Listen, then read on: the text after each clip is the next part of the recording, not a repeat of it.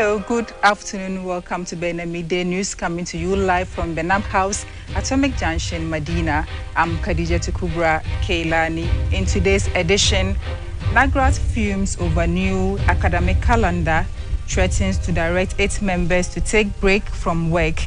Also, EC to exhibit provisional voters register from November 3 ahead of the district level elections. And on the international front, fierce fighting in Gaza as more civilians set to live through Rafah crossing. We bring you details of the story in a bit.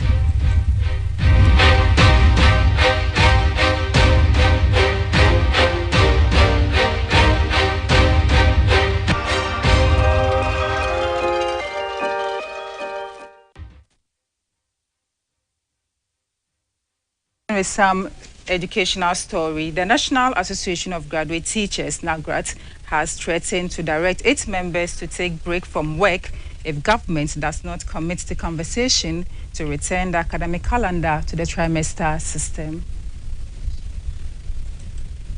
The reaction of National Association of Graduate Teachers, NAGRAT, came as a result of the newly released academic calendar for the students under which Form 2 and Form 3 students under the single-track system began their academic year on 1st November 2023 and are scheduled to conclude on 6th March, while Form 2 students under the double-track system are expected to commence on 8th March and continue until 9th May, leaving little room for teachers to have their well-deserved rest periods. In an interview with the media, the president of NAGRAT, Angel Kabonu, said the association may be forced to withdraw its members if the government fails to return to the trimester system. He further said the managers of the education sector are more confused and that the Ministry of Education and Ghana Education Service (GES) cannot tell when the confusion will end. He urged the government to show seriousness by not admitting first-year double-track students for the 2023-2024 academic year. He said will ensure that within 3 years all schools will come back to normal. Away from education, the Electoral Commission will exhibit the provisional voters register from Friday, November 3, 2023 to Tuesday, November 7th, ahead of the district level elections. The exhibition will take place at all 38,622 polling stations across the country from 7 a.m. to 6 p.m. during the exercise. Speaking to the media, the deputy chair of the EC, Samuel Tete, says the purpose of the exhibition is to allow prospective voters to verify their details and to make requests for amendments or inclusions where necessary, adding that voters can also object to the names of unqualified voters on the register or request the removal of names of deceased persons. As part of the Commission's preparation towards the conduct of the district level elections slated for Tuesday, 19th November 2023, the Commission will therefore exhibit the provisional voters register simultaneously at all polling stations, which will serve as exhibition centers throughout the country from Friday, 3rd November 2023 to Tuesday, 7th November 2023. The purpose of the exhibition exercise is to allow prospective voters to verify their details, that is, name, age, sex, etc., as captured during the registration exercise, and make requests for amendments or insertions where necessary. For eligible voters in flood-affected areas, the Commission says it will allow them to go through the process even if they have lost their ID cards to the floods. Area, if maybe you got your ID card missing as a result of spillage, maybe we do it free for you.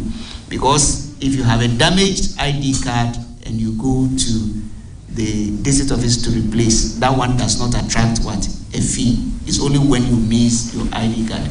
So we'll have a look at it. If you don't have it, you can still vote.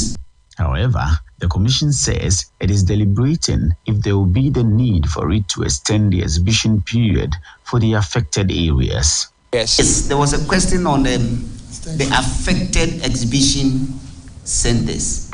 So in case we start on Friday and still those places are not accessible, definitely we may treat those areas as what? Special areas, and then grant them some days to enable us do the exhibition for. According to the commission, registered voters who for some reasons cannot visit the exhibition center can make use of the commission's digital platform, which they can access. Voters who are unable to visit the exhibition centers to verify their details may dial the short code *713*81#. The voters' details will pop up to enable them check their details at a fee of 50 pesos. The Member of Parliament for Tamale South, Haruna Idrisu, is demanding answers from the government on an alleged sale of Vodafone Ghana. According to him, Ghana's 30% stake price, which is worth more than $1 billion, has been sold on credit for a paltry $100 million United States dollars. According to the Tamale South MP, the telecom sector, which used to be an avenue for revenue for the government, has withered away, demanding the Communication Minister, Esla Owusu Ekufo, is programmed to appear before the House to answer questions on the transaction.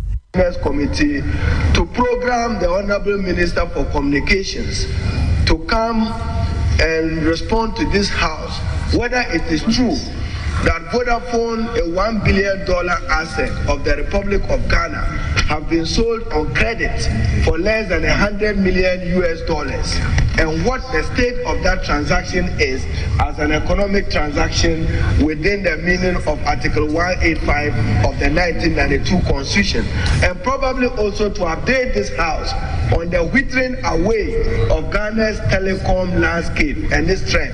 The telecom sector used to be a major revenue source for the government. We are hearing that Vodafone have been sold out on credit at $1 billion worth at less than $100 million.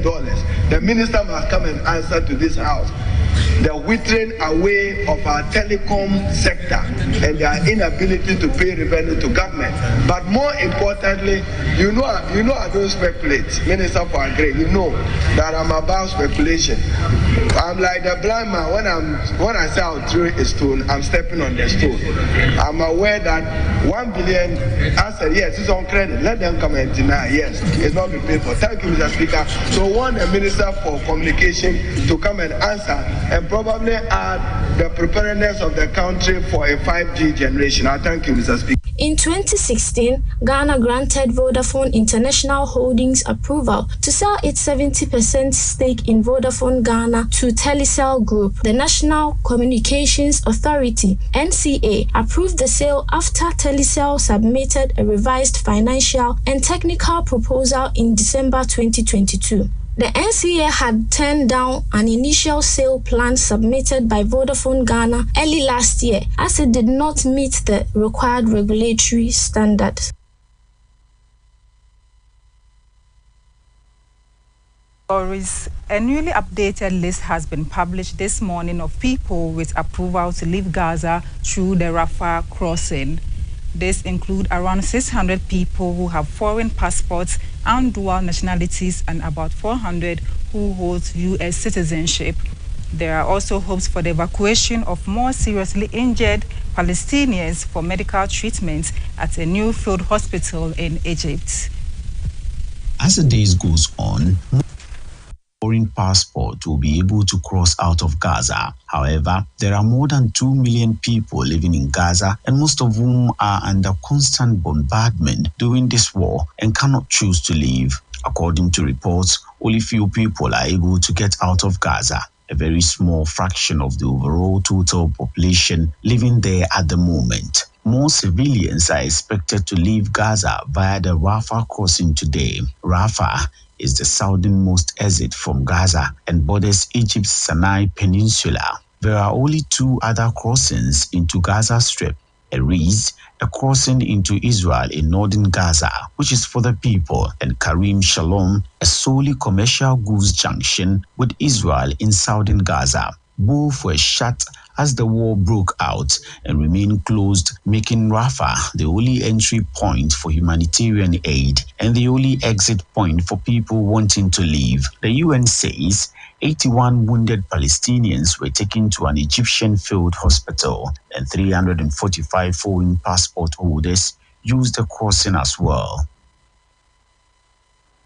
Consecutive matches, Hearts of Oak ended their winless streak in the Ghana Premier League with an impressive win over defending champions Midday Soccer Club. The Phobians, who dropped points in their last 3 matches, have finally found their winning edge by beating Midday SC 3-1 at the Accra Sports Stadium on Wednesday afternoon. Our reporter Abdul Manan Mukhtar has the rest of the story.